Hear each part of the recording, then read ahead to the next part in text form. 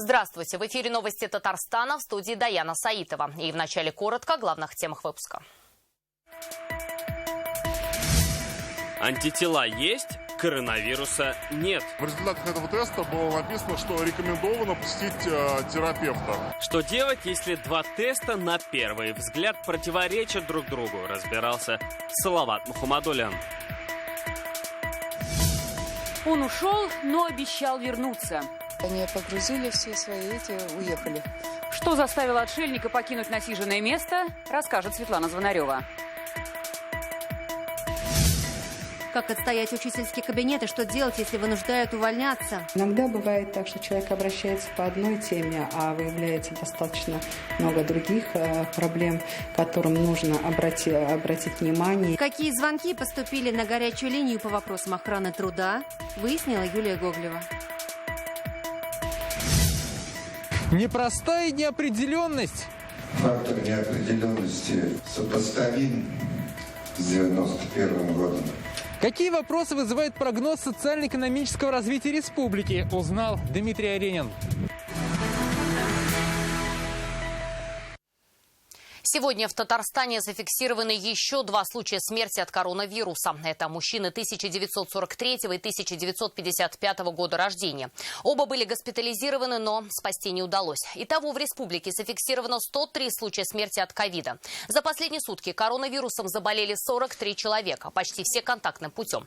Большинство случаев традиционно в Казани – это 29 человек. В России вновь антирекорд – более 16 тысяч заболевших. Москва традиционно лидирует, но за минувшие сутки зафиксировано снижение, менее 5000 случаев заболевания. В Санкт-Петербурге почти 700 случаев. В Нижегородской области зафиксирован рост. За сутки почти 400 инфицированных. У соседей в Мариэл 54 заболевших, в Чувашии 45. В Саратовской области 176. В Ульяновской области 183 заболевших за сутки. Один тест положительный, другой отрицательный. Такие результаты получил, сдав анализы на ковид, житель Казани. Вместе с коллегами по работе он проверился на антитела. По итогам оказалось, что его организм в данный момент борется с коронавирусом и антитела в активной фазе. Но затем в больнице ПЦР-диагностика, или проще мазок из носоглотки, показала отрицательное значение. Как быть в такой двоякой ситуации, не опасен ли человек окружающим? Вместе со специалистами разбирался Салават Мухаммадуллин.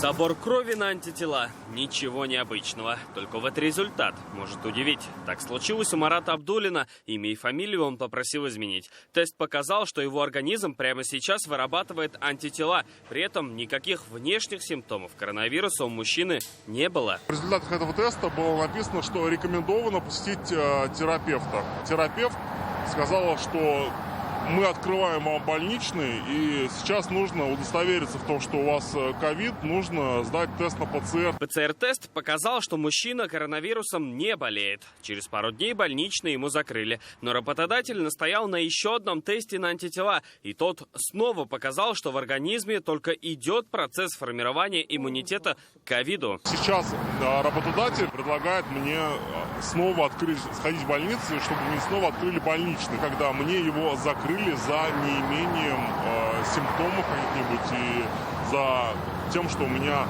отрицательный тест на коронавирус. Так мужчина в итоге и не работает, и не может получить больничный. Что делать? В Роспотребнадзоре нам пояснили. Если ПЦР-анализ не показывает наличие вируса в носоглотке, это говорит о том, что его там нет, и человек для окружающих не заразен.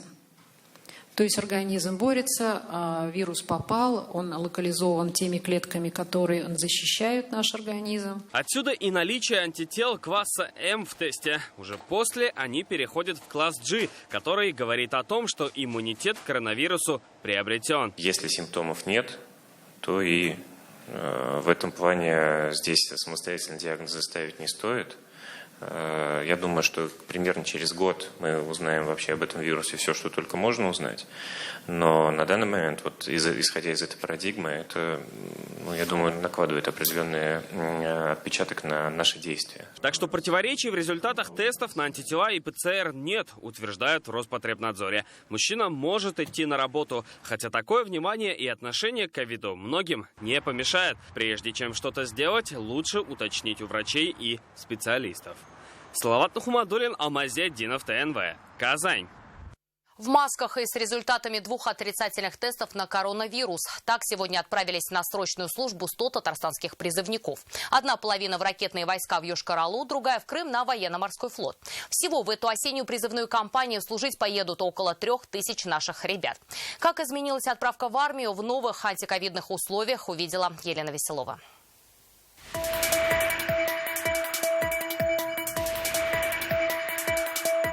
Здравствуйте, товарищи! Здравия желаем, товарищ генерал-майор! 4 дня на сборном пункте и уже четкое приветствие от сотни еще вчерашних студентов и школьников. Нафис Гарифуллин из Нижнекамска только в этом году окончил колледж. Говорит, пандемия планы на жизнь никак не поменяла. Как хотел на флот, так и попал.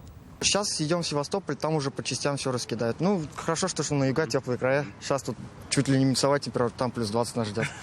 Даже немного радостно. Да. А Данил Минобуддинов учился на повара. В этой же специальности не против и служить. Едет в ракетные войска в Йошкар-Олу. Пандемия не особо повлияла. Ну, просто маски носим и все. Ну и тесты сдавали. Тесты сдавали, да. Так, все хорошо. Тесты на коронавирус и маски – чуть ли не главные условия призыва новой реальности. Ради безопасности ПЦР-анализ у ребят брали 2 раза. Делается ПЦР на местах в районах, и здесь тестирование тестами Министерства обороны, которым мы обеспечены полностью. Кстати, полностью обеспечены и всем медицинским имуществом, масками, перчатками. Министерство обороны позаботилось об этом, дезинфицирующими средствами. Ради безопасности же после тестов ребята уже не могут контактировать с провожающими. Родители и друзья ждут за забором. Так что сегодня впервые без традиционных объятий и рукопожатий. Провожать только не дадут вот в связи с этими обстоятельствами, конечно. Но мама уж всегда переживает. Хотел же, конечно, обнять, как говорится, провожать, в субботу увидеть как-то и все. В таких же условиях в эту осеннюю кампанию на службу отправится 3000 ребят из республики. Елена Веселова, Салават Мухаммадуллин, Игорь Романов, ТНВ, Казань. В Муслюмово задержаны исполняющие обязанности руководителя исполкома района. Об этом сообщает Следственный комитет. Ильнура Ахметова подозревают в мошенничестве на 88 миллионов рублей. По версии следствия, в июне прошлого года он подписал распоряжение о списании имущества с баланса района, часть которого продолжала использоваться гражданами, приближенными к руководству района. Ахметов свою вину не признал. В этом году под следствие он попадает уже во 2-й раз. Зимой его поместили в СИЗО по делу о превышении полномочий при выдаче разрешения на ввод в эксплуатацию торгового центра.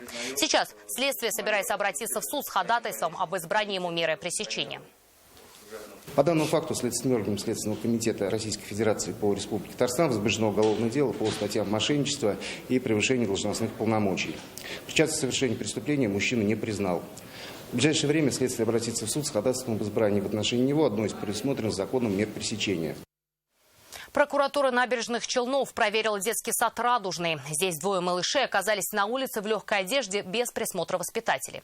1,5-годовалые мальчик и девочка гуляли возле припаркованных автомобилей рядом с садиком. Их увидели прохожие и отвели в группу. Где в это время были воспитатели и почему малыши оказались одни за пределами детского сада, выяснила прокуратура. Меры уже предприняты. В адрес заведующей образовательной организации внесено представление об устранении причин и условий, способствовавших нарушениям законодательства, а также о привлечении виновных сотрудников к дисциплинарной ответственности. В итоге 2 воспитателя наказаны в дисциплинарном порядке. Вышел из леса. Челнинец, чья история попала в федеральные СМИ и вызвала общественный резонанс, оставил свое место жительства в Челнинском лесу. Напомним, здесь Владимир Сухов жил 7 лет и даже нашел сторонников такого образа жизни. Почему же лесной затворник покинул свой лагерь, выясняла Светлана Звонарева. Еще пару недель назад в Шельнинском лесу кипела жизнь. Стояли палатки, играли дети, дымил костер. Сегодня здесь тишина. Все, что осталось от лагеря – посуда, одинокая палатка, детские качели и игрушки. Они погрузили все свои уехали. Где-то 28 сентября их не было уже. Основатель этого лесного лагеря Владимир Сухов. О нем недавно рассказывали и показывали на федеральных телеканалах. Он живет в лесу уже 7 лет. Как стало известно тогда, под предлогом психологической помощи он привлекал женщин в свою так называемую общину. Ряд экспертов это сравнивали с сектой. И вот спустя месяц Владимира Сухова попросили покинуть свое лесное жилище. Приехала полиция, приехали лесники и правильно сделали, потому что они отреагировали на резонанс. И провели комиссию, и комиссионно пришли к решению, что меня надо оттуда убрать, потому что пока разбираются, написали подписали предписание и дату исполнения этого предписания. По словам Владимира Сухова, сейчас все его сторонники вернулись в свои дома, и он тоже уехал в город. Ну, пока в городе. Я просто воспользовался случаем этим резонансом. Я решил навести некий порядочек. Вот, а так, следствием я не расстаюсь, да. Жить в лесу челнинцу запретить никто не может, пояснили нам в администрации Шильнинского поселения. Никаких проверок Тукаевский исполком не организовывал, так как жалобы на лесного жителя к ним не поступали. Мы никаких распоряжений по его выселению не выдавали, потому что таких полномочий у нас нет. Лес – территория общественная.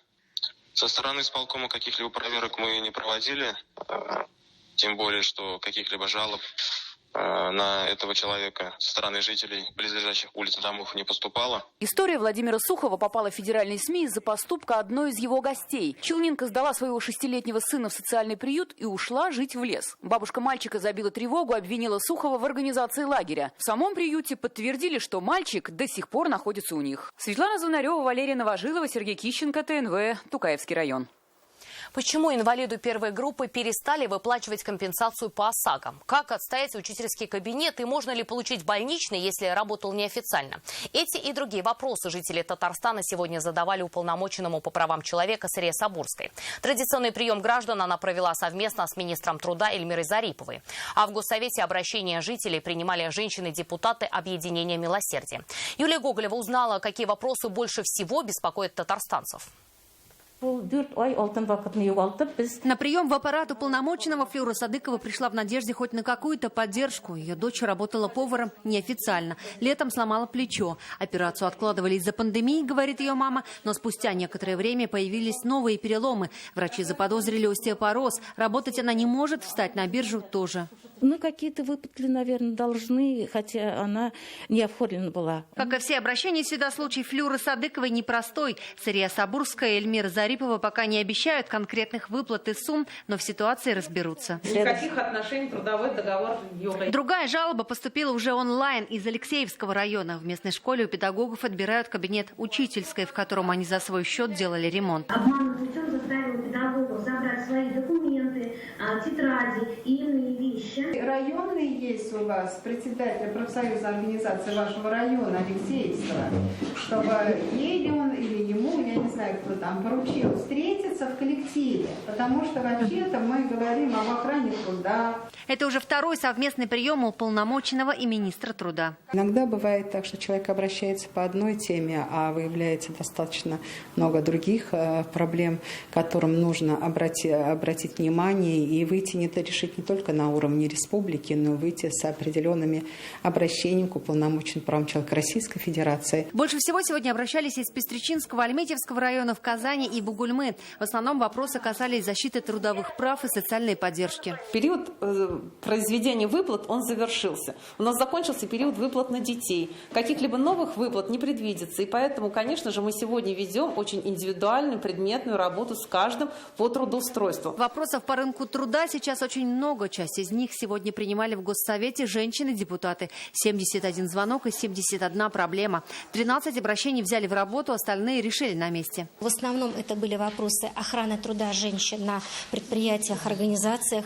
Это были права, льготы, предоставления беременным женщинам, работающим в организациях. Это были предоставления детского дня. Вопросы, которые задаются, это возможность услышать население, возможность услышать наших избирателей, возможность проанализировать те вопросы, которые к нам поступают.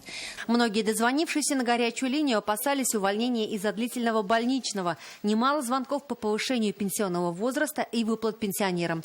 Кто-то пожаловался на отсутствие дороги и уличного освещения. Подобные встречи и горячие линии продолжатся. Юлия Гоголева, Адель Миндубаев, ТНВ, Казань. Прогноз социально-экономического развития Татарстана и, как следствие, предстоящий бюджет вызывает много вопросов. Сегодня проекты главного финансового документа республики продолжили рассматривать комитеты Госсовета. Особенно богатым на аналитику и полемику выдалось заседание профильного комитета по экономике, инвестициям и предпринимательству. Депутаты и эксперты разбирали, насколько в складывающейся обстановке реалистичны прогнозы и представленные цифры.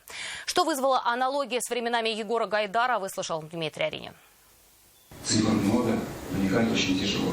Главная цифра, которая повлияла на бюджет республики, то, что по сравнению с прошлым годом доходы Татарстана сократились более чем на 30 миллиардов рублей. Снижение составило 33,9 миллиардов рублей или на 16%.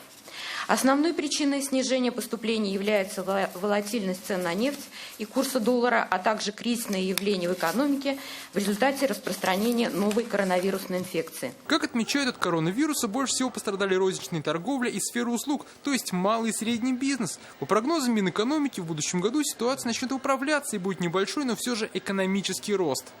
А за счет чего прогнозируется рост потребительской активности?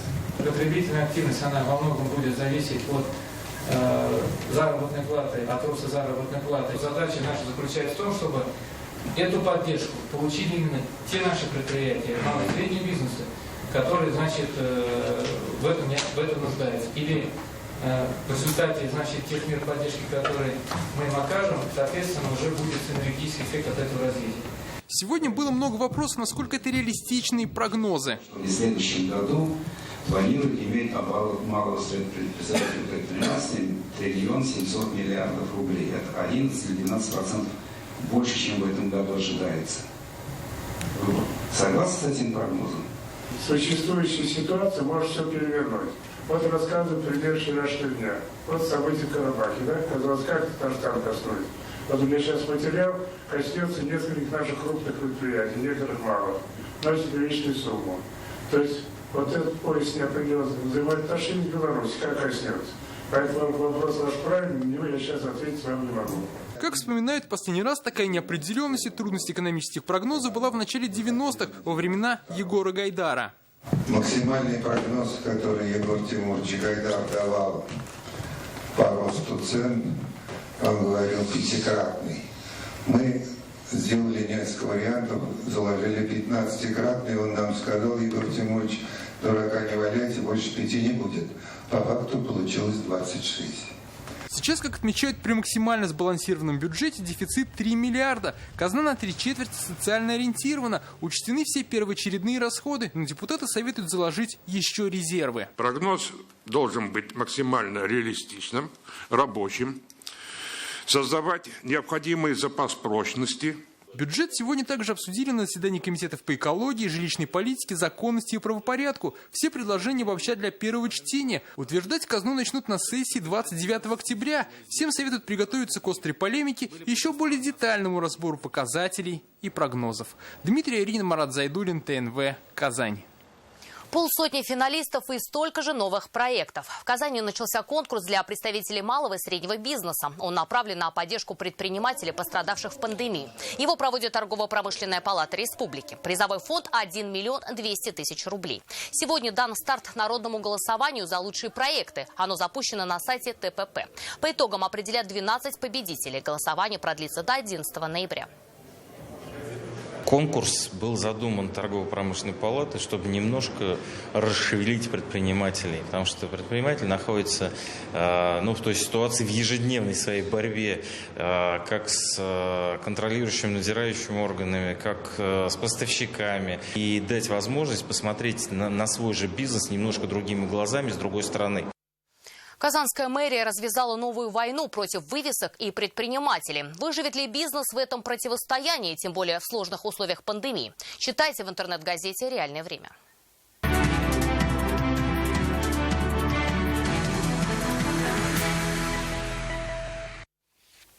Президент Татарстана обратился к участникам ежегодного инвестиционного форума в Дубае. В этом году он проходит в онлайн-формате. Республика участвует в форуме с самого основания, с 2011 года. Как отметил Рустам Минниханов, это прекрасная площадка для презентации инвестиционных возможностей, обмена опытом и налаживания новых контактов. По его словам, для потенциальных инвесторов в республике есть все условия – техно- и промышленные парки, технополисы и бизнес-инкубаторы. Действуют таможенные и налоговые льготы, особые экономические зоны и территории опережающего социально-экономического развития.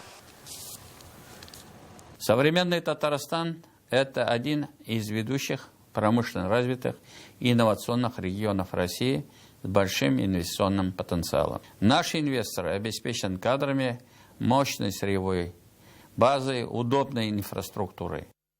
Активно развивающаяся Казань – пример одного из лучших городов стран БРИКС. Об этом заявили участники форума городов-побратимов стран «пятерки» – России, Бразилии, Индии, Китая и Южноафриканской Республики. Сегодня прошел главный и заключительный день с пленарной сессии. Гости форума в онлайн-формате обсуждали устойчивое развитие регионов в ковидный период. Рамиль Галиуллин о переговорах межгосударственного масштаба.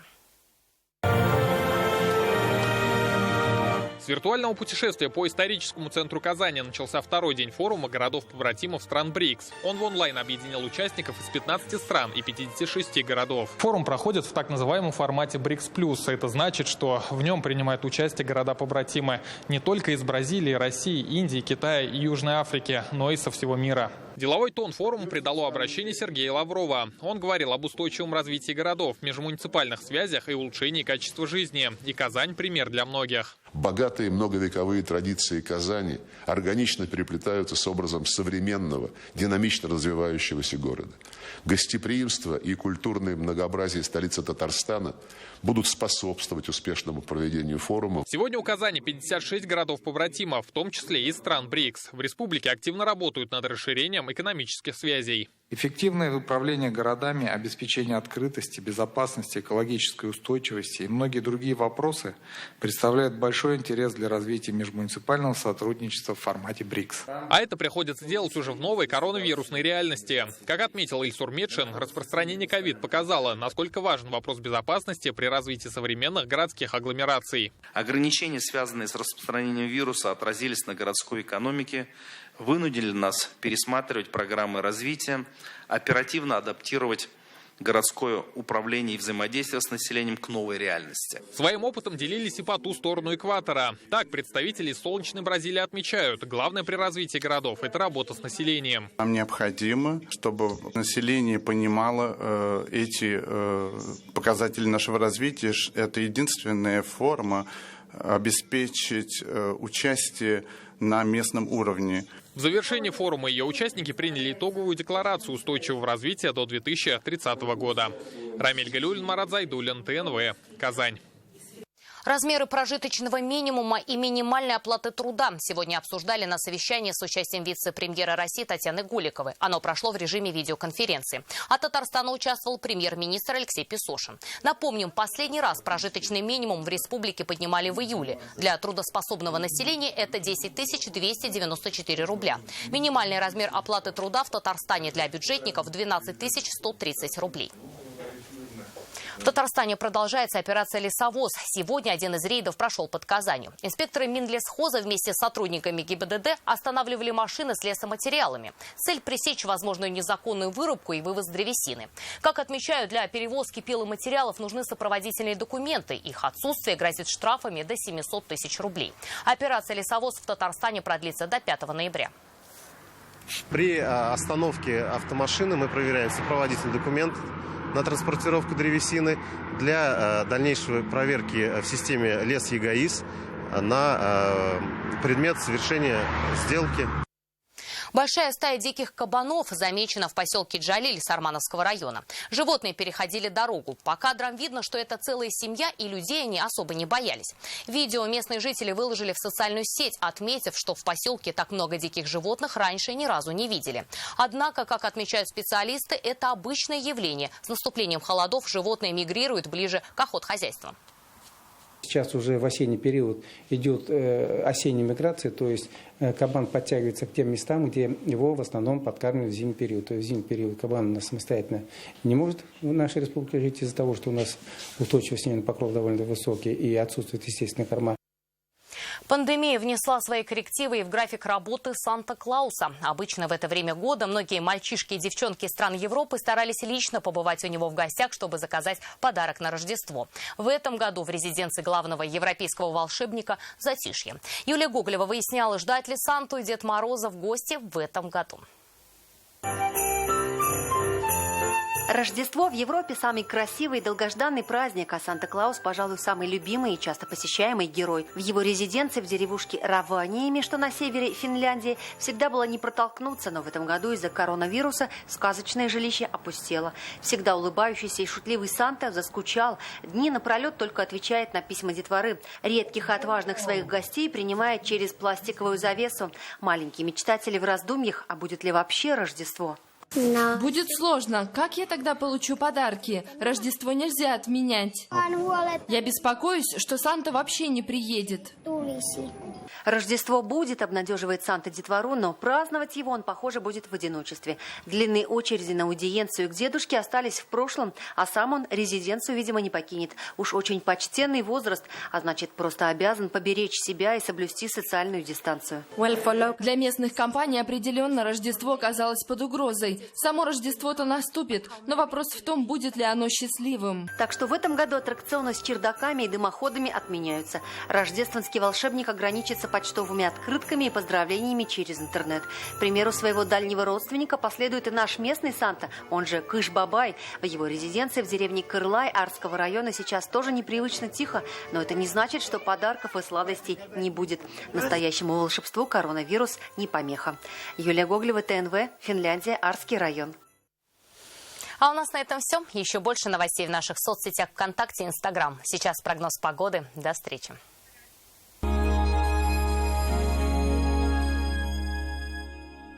Для тех, кто заботится о главном. Весь октябрь в автоцентре Марка Datsun от 387 900 рублей. Звоните 4 пятерки 3 семерки.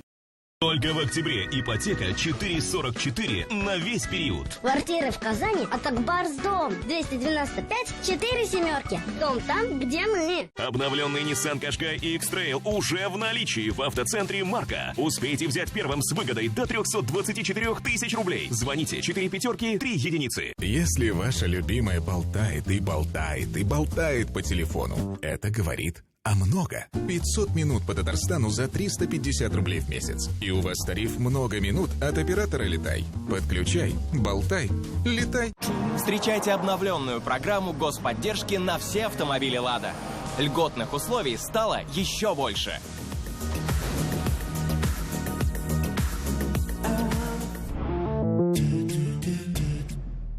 Всем пенсионерам скидка 20% на лечение и протезирование зубов в городской стоматологии в октябре. 555 44 44. Согласно лунному календарю, каждый день особенный. В аптеках «Фармленд» тоже есть свои особенные дни. Дни большой выгоды. 20 октября в «Фармленде» скидка 20% на БАДы, активную косметику, ортопедию, медтехнику и средства гигиены. Открытие в Казанском цирке с 12 сентября. Фееричное большое цирковое шоу.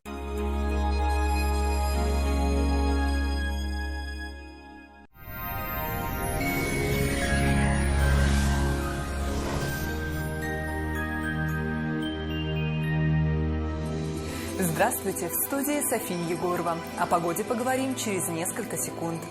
Создайте свою уникальную, продуманную до мелочей кухню вместе с Данил Мастер. 3D-пред кухни, доставка и установка в подарок. Звоните 2-167-166. Казань, Восстание, 23. Данил Мастер ценит каждого клиента. По данным сервиса Яндекс.Погода, в Бугульме, Баблах и Азнакаево будет облачно с прояснениями. Ожидается осадки в виде снега. Днем плюс 1-2 градуса. Похолодает в Набережных Челнах, Нижнекамске и Елабуге. Не обойдется без дождя и понижения температуры до плюс 3. В Агрызе, Менделеевске, Актаныши ожидается облачная погода, временами со снегом. Температура станет ниже, плюс 2-3 градуса. В Арске, Кукмаре и Балтаси местами снег, холодно, плюс 2. В Болгаре, Доржином и Буинске переменная облачность, временами снег. Здесь также температурный фон значительно понизится, 3-4 градуса выше 0. В Альметьевске, Чистополе и Мамадыше холодно, пасмурно, пройдет мокрый снег, плюс 3. Федеральная сеть медицинских центров «Доктор Рост». Лечение самых сложных заболеваний позвоночника и суставов без боли и хирургического вмешательства. За 12 лет в 10 городах России врачами клиники отменено более 39 тысяч операций. Лучший протез Тот, что остался в упаковке. Говорит Оксана Кузина, автор безоперационной технологии лечения суставов. Своим пациентам мы не рекомендуем соглашаться на сложное хирургическое вмешательство. Всего один укол позволяет спасти разрушенный сустав даже на поздней стадии артроза и при некрозе. Приходите в Доктор Рост. Убедитесь, вернуть сустав к жизни можно в любом возрасте. Покупай выгодно в аптеках Фарма Импекс. Дитролекс 1172 рубля. Визин 293 рубля. Крион 10233 рубля. Выбирай ближайшую аптеку. Аптеки Фарма Импекс. Аптеки низких цен. У жителей нашей республики есть возможность позаботиться о своем здоровье без значительных финансовых затрат.